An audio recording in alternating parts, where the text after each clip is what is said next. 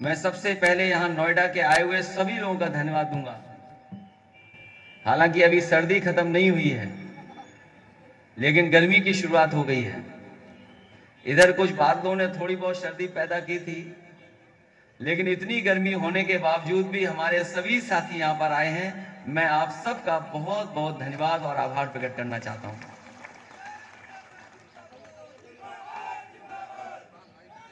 यहां पर सांस्कृतिक कार्यक्रम जो कर रहे साथी, उनकी टीम का भी धन्यवाद देता हूं, जिन्होंने नेताजी के बारे में एक बहुत अच्छा गाना गा करके हम लोगों को सबको नेताजी की याद दिलाई है।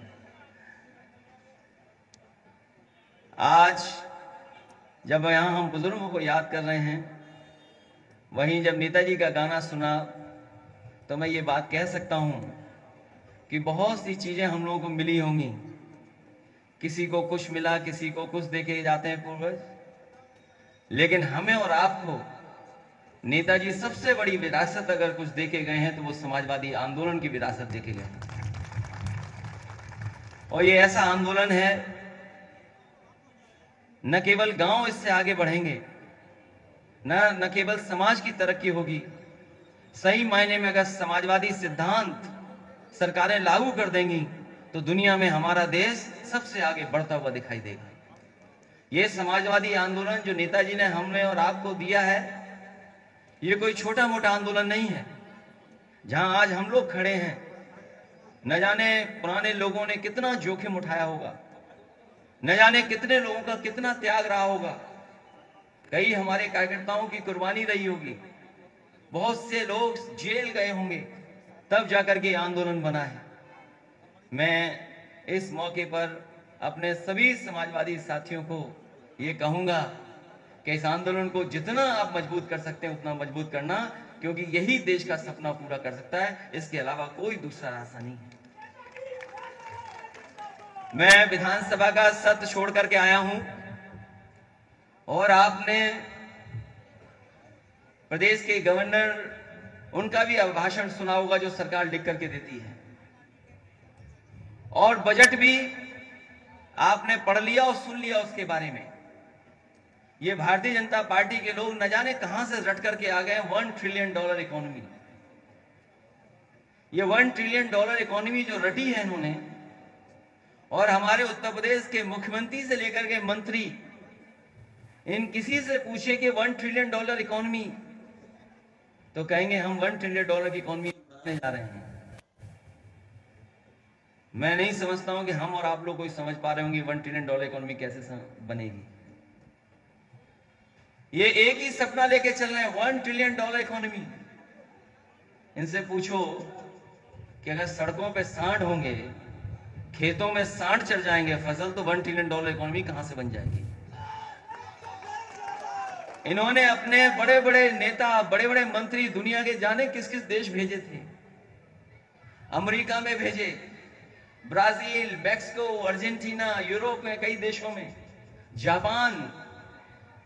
हमें लगा कि वो कुछ लेने गए थे, अभी जानकारी हासिल हुई है न कुछ वो लेने गए थे, न कुछ उन्हें मिला है। वो केवल निमंत्रण देने गए थे कि हमारा निमंत्रण है, आप आ जाना।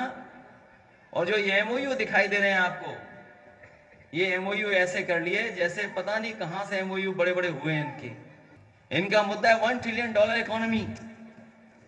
मैं इनसे जानना चाहता हूं कि ये जो सपना दिखा रहे 1 ट्रिलियन डॉलर इकोनॉमी का, कहीं वही सपना तो नहीं है जैसे आपको मित्र को सपना दिखाया था कि मित्र कहां पहुंच गए थे, नंबर 2 पर, और आज भारतीय जनता पार्टी के मित्र कहां पहुंच गए हैं, कोई गिनती में है क्या? आप कभी हिसाब किताब लगाना कितने पैसे का नुकसान हुआ है। हम और आप उतने पैसे की गिनती नहीं कर सकते हैं जितना नुकसान हुआ है। हम तो उत्तर प्रदेश की सरकार से कहेंगे कि दिल्ली वाले नहीं उनको जेल भेज रहे हैं। याद कीजिए, आपको एक समय पर एक बिजली विभाग में अधिकारी ने कर्मचारियों के प्रोविडेंट फंड को एक प्राइवेट कंपनी में पैसा लगा दिया था। वो प्राइवेट कंपनी डूब गई, उसके बाद उत्तर प्रदेश की सरकार ने उन अधिकारियों को जेल भेज दिया।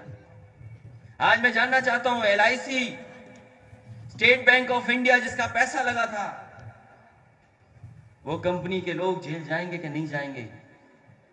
अगर उत्तर प्रदेश की सरकार उन्हें जेल भेज सकती है तो दिल्ली वाले क्यों नहीं जेल भेज रहे हैं?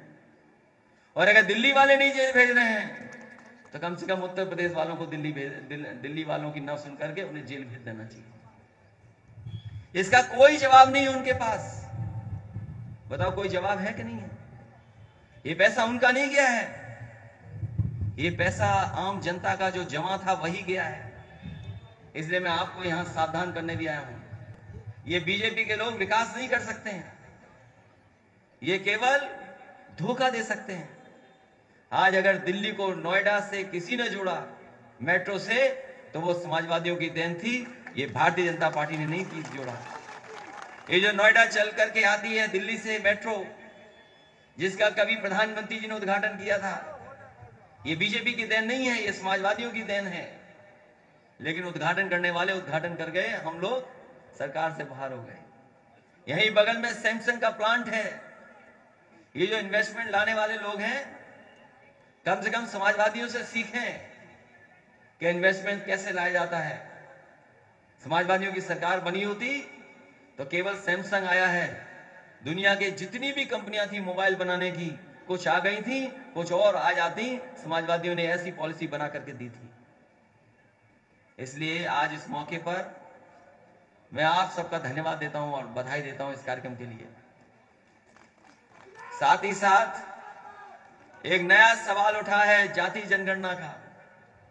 हम समाजवादी लोग उसके पक्ष में हैं। अगर बीजेपी पक्ष में नहीं है तो देश के प्रधानमंत्री जी और उत्तर प्रदेश के मुख्यमंत्री आए और कहें कि हम इसके पक्ष में नहीं हैं। हम लोग किसी भी छोटे नेता और छुटभैया नेता की बात नहीं मानेंगे। ये बीजेपी जानबूझ करके उनको आगे कर रही है। उनकी चाल को भी हम समझते हैं कि क्यों उनको आगे किया जा रहा है। ये देश का और पूरे के पूरे हमारे देश की जनता का सवाल है। इसलिए समाजवादी पार्टी के लोग लगातार जाति जनगणना के लिए कहते रहेंगे। इस सवाल को नेताजी ने भी उठाया, शरद यादव जी ने भी उठाया, देश के जितने भी दक्षिण भारत के बड़े बड़े नेता थे उन्होंने उठाया। वो देश के नेता चाहते हैं कि जनगणना हो, जाति जनगणना हो। और फिर बीजेपी के लोग तो ये नारा देते हैं सबका साथ सबका विकास और सबका विश्वास। जब तक हम आबादी के लोग गिने नहीं जाएंगे कौन कितनी जाति का है, तब तक मैं नहीं समझता हूं कि सबका साथ सबका विकास संभव है। इसलिए समाजवादी लोग लगातार इसकी मांग करते रहेंगे और जब कभी हमें सत्ता में मौका मिलेगा तो जाति जनगणना करा करके हम समाज को जोड़ करके उनको हर योजना में शामिल कर करके उनका हक और सम्मान देने का काम करेंगे। इन्हीं शब्दों के साथ हम प्रवीण का और उनके सहयोगी साथियों का बहुत बहुत बधाई देते हैं। अपने पूर्वजों को जो याद कर रहे हैं, अपने प्रतिमा लगाई, अपने परिवार को सम्मान देने का काम किया, मैं आपका बहुत बहुत बधाई और धन्यवाद देता हूँ। करना है अब हमको, हमें कैसा भारत चाहिए। समाजवादी अखिलेश के संग समाज के पथ पर आइए।